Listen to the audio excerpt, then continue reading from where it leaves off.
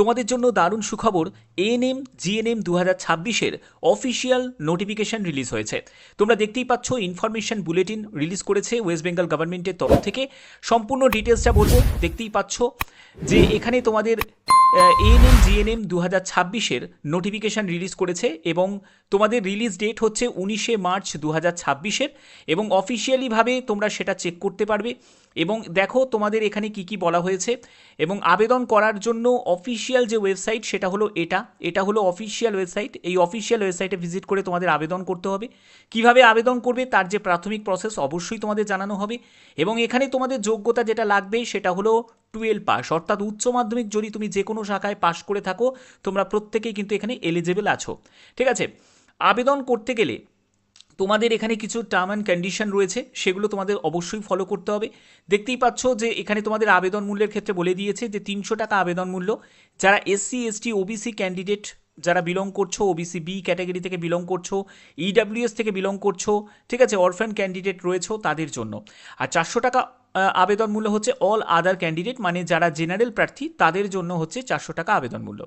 আমরা পরবর্তী আর কি বলা হয়েছে দেখে নিই। পরবর্তী হচ্ছে এখানে দেখো তোমাদের এইখানে হচ্ছে সম্পূর্ণ ডিটেলসগুলো শুরু হচ্ছে। দেখো এখানে তোমাদের ওয়েস্ট বেঙ্গল জয়েন্ট এন্ট্রান্স এক্সামিনেশনের ভিত্তিতেই কিন্তু তোমাদের এই নিয়োগটি করা হবে। ঠিক আছে, একটা এক্সাম তো তোমাদের থাকে এবং এখানে এর পরবর্তী হচ্ছে যে তোমাদের দেখো শিডিউল অফ এএনএম জিএনএম 2026, যেখানে তোমাদের একটি এক্সাম হচ্ছে, সেই জয়েন্ট যে এক্সাম হবে সেই এক্সামটা 14ই জুন তোমাদের এক্সামটা কন্ডাক্ট হবে সানডে 12টা থেকে, দুপুর 12টা থেকে 1:30টা পর্যন্ত, অর্থাৎ 1.5 ঘন্টা তোমাদের সময় থাকবে। কত নম্বরের পেপার থাকবে দেখো, এখানে বলছে যে লাইফ সায়েন্সের উপর তোমাদের 30 কোশ্চেন থাকবে।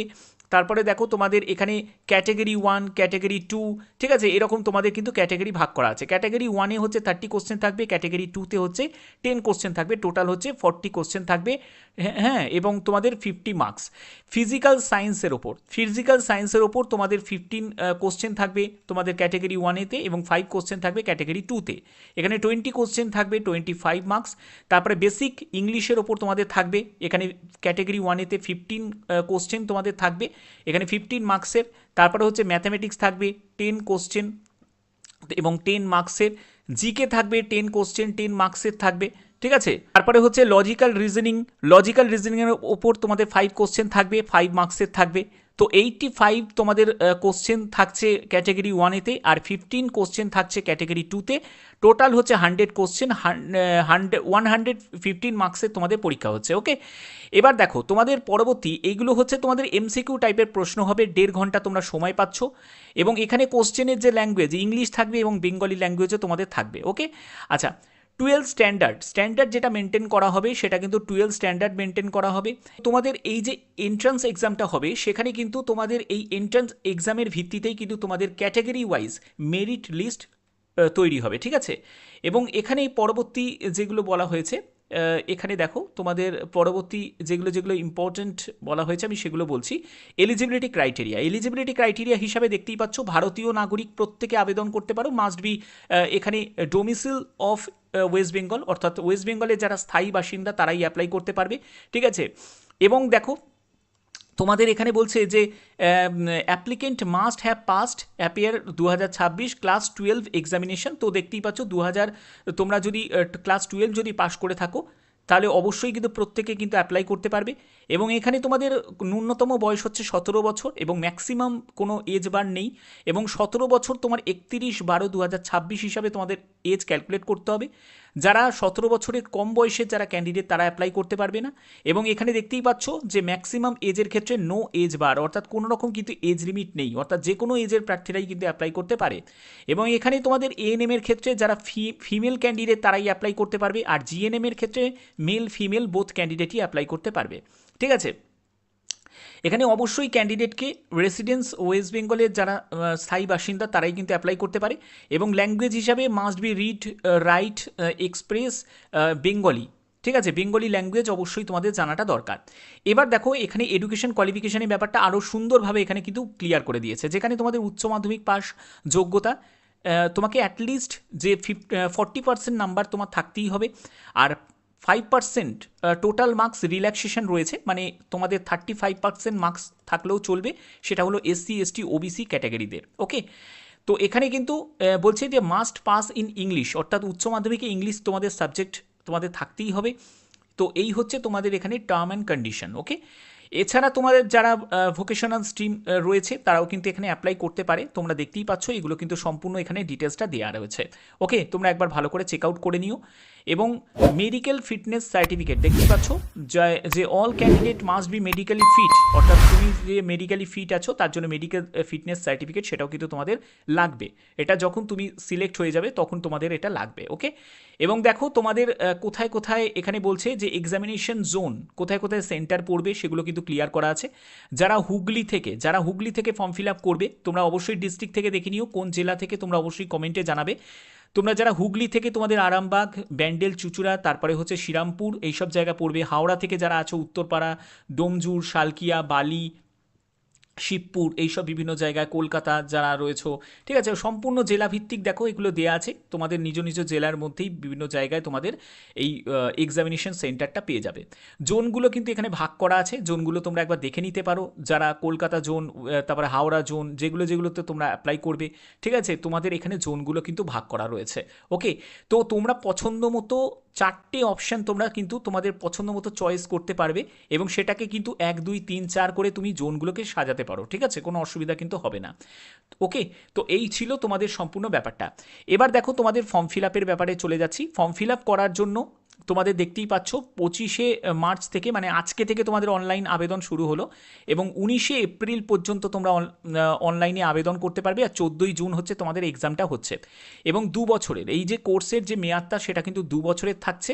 এটা হলো এএনএম এর ক্ষেত্রে 2 বছরের, এবং যারা জিএনএম এর জন্য তাদের 3 বছরের। ওকে, এবার দেখো তোমাদের এখানে এই যে দেখতে পাচ্ছ যে অনলাইন অ্যাপ্লিকেশন ফর্ম, এই অপশানে তোমরা ক্লিক করে জাস্ট ওকেতে অপশানে ক্লিক করে দেবে।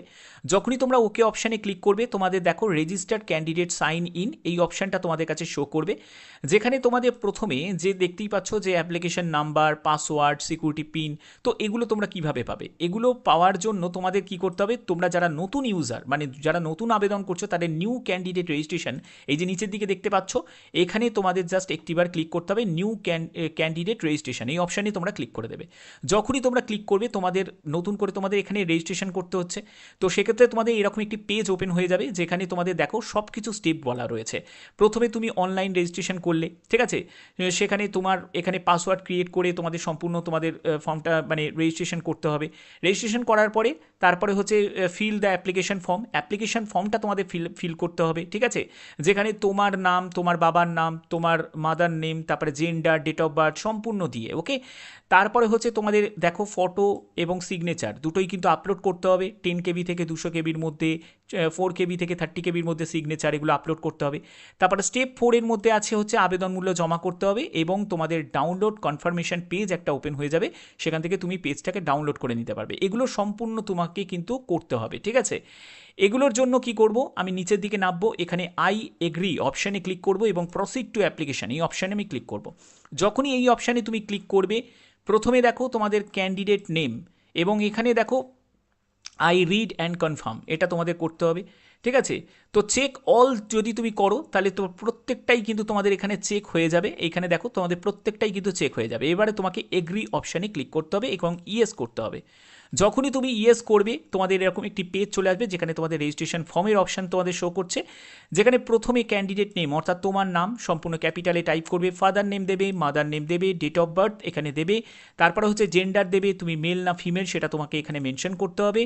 তারপরে আইডেন্টিফিকেশন টাইপ দেখো তোমাদের ভোটার আইডি কার্ড, পাসপোর্ট, বা তুমি রেশন কার্ড হতে পারে, বা 10th অ্যাডমিট কার্ড হতে পারে, এনি আদার গভর্নমেন্ট আইডি হতে পারে, বা স্কুল আইডি হতে পারে, যে কোনো একটা তুমি এখান থেকে তুমি চুজ করে নিতে পারো, ঠিক আছে।